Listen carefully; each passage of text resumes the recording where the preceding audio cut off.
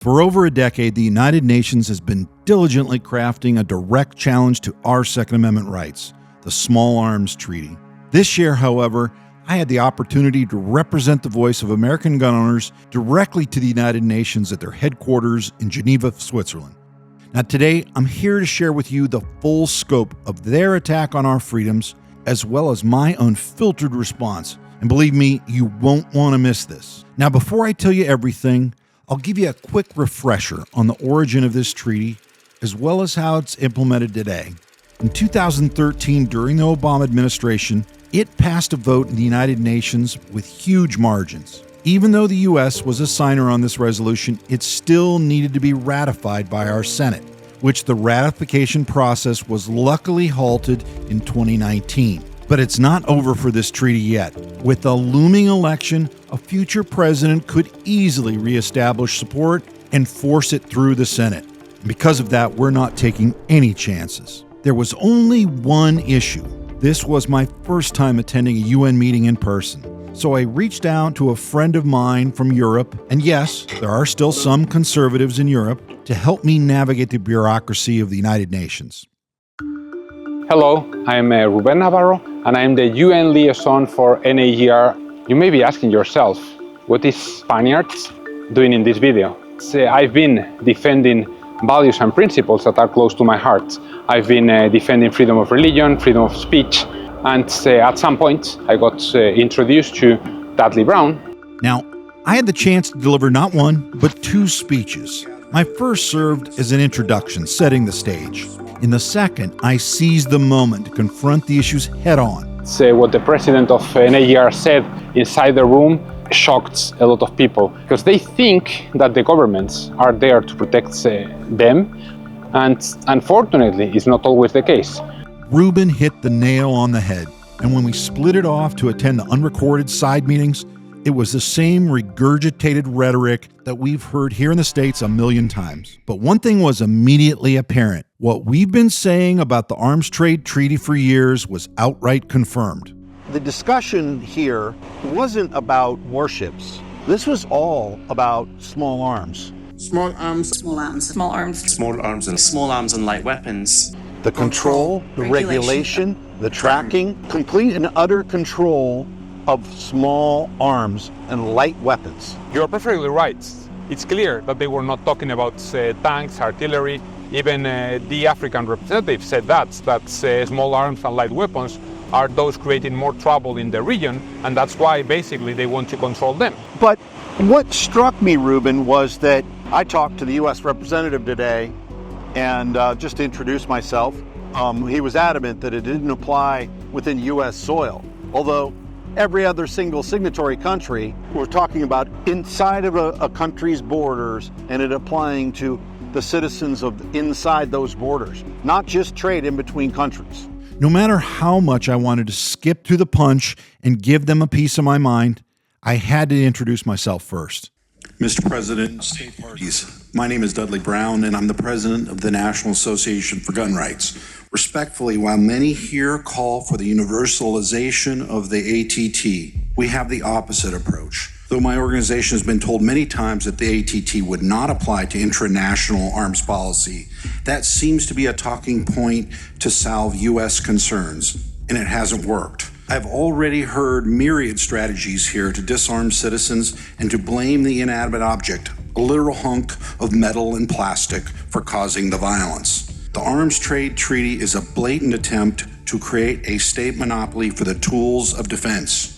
In many nations, that has been the case for decades, if not centuries.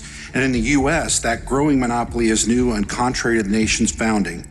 My organization has been the main impediment to the ratification of the Arms Trade Treaty in the U.S. Senate, and that will not change. I submit to this gathering that giving the state the monopoly of the possession of small arms is dangerous to all free-thinking individuals and liberty as a whole. Thank you. Now, I knew I wasn't going to change anyone's mind. The fact of the matter is, these diplomats are willing to go to any lengths to implement their agenda. Basically, what they were saying is that the governments cannot keep up with the criminals and the different international gangs all around the world, and they were proposing some measures. One of them was to mark the cartridges and to mark the weapons as well, and they were proposing to do that globally, at a global scale. Ammunition tracing, firearms tracing, and then the big one, universalization or global tracking of firearms. Now that should scare anyone paying attention. So when they said universalization, what they meant is global systematic gun control. And the reason why they can take their globalist overreach so far is because they don't respect gun owners at all. Hell, not even the American representative of the UN does. The American representative to the Arms Trade Treaty, I introduced myself to him the very first day, figured, hey, he works for me, right? Works for my government. He said he helped draft the original ATT. And okay. So not our type of American. Not really our type of American. And he immediately led off with, I don't agree with you. He said, I think that the state should have the sole monopoly over the tools of self-defense.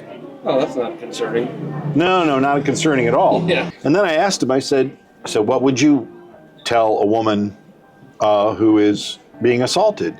Okay, you don't think that somebody should have a gun, so would you use a chair to beat them off of your wife or daughter? He did not have an answer, and frankly, he couldn't answer that he would do anything. That is the beta male of all beta males. I have no concept of these kind of clowns. I don't get it.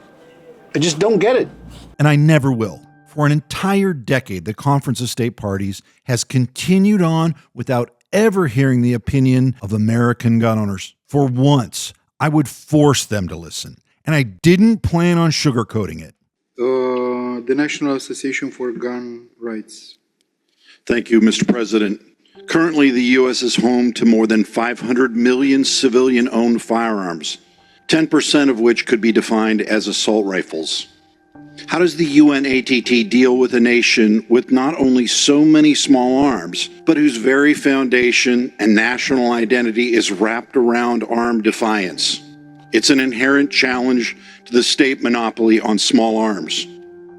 Now, Mexico is trying a new method. They are suing U.S. small arms manufacturers in U.S. court, attempting to dodge the corruption and cartel issues that drive Mexico's rampant violence.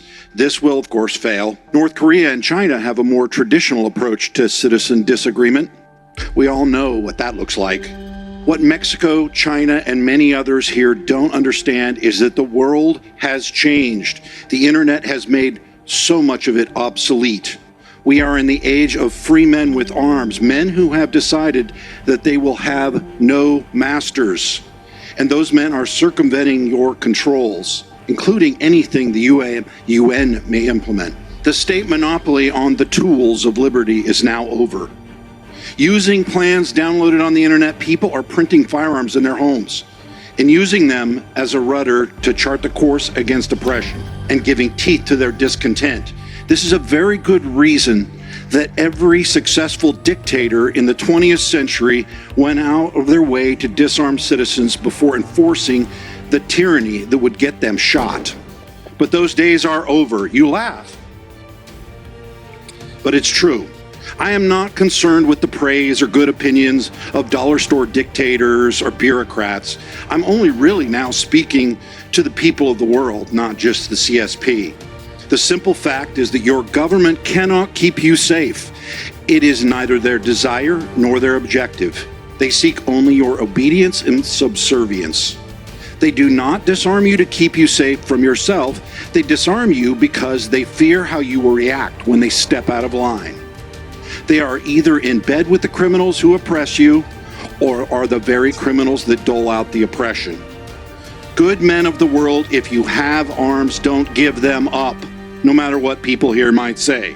Jealously protect and defend your ability to resist. They will be what stands between you and your self-determination. To those who have no arms, shake your system in order to secure them.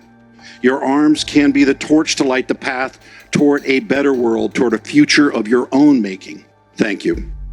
Now, that is exactly what I and many others have wanted to say for over 10 years now. The most radical in the room can laugh or glare all they want, but there's no denying that for the first time in possibly their entire career, they heard the voice of the American gun owner. Thank you. What should I say? I mean, it's a free world. As a proof, you can speak, and this is clear. I was smiling, not laughing, because given my physical position, I could see how many eyebrows you raised in the room. Everybody was looking here on the screen behind me. 153 countries have made their goal clear. They won't stop turning up the pressure until they've dismantled the explicit natural right to own a firearm. They're not going to stop until the entire world falls in line. But we won't let them. It may seem futile when facing a global superpower that wants to disarm us, but with enough opposition, domestic and abroad, we can make other nations roll their eyes, call us barbaric and uncivilized, and sigh, maybe next year. So join today. Sign the petition. Don't be a lone wolf. We don't win battles that way. Stand shoulder to shoulder with us so that we can ensure this arms trade treaty never sees American soil. Thank you for watching, and keep up the good fight.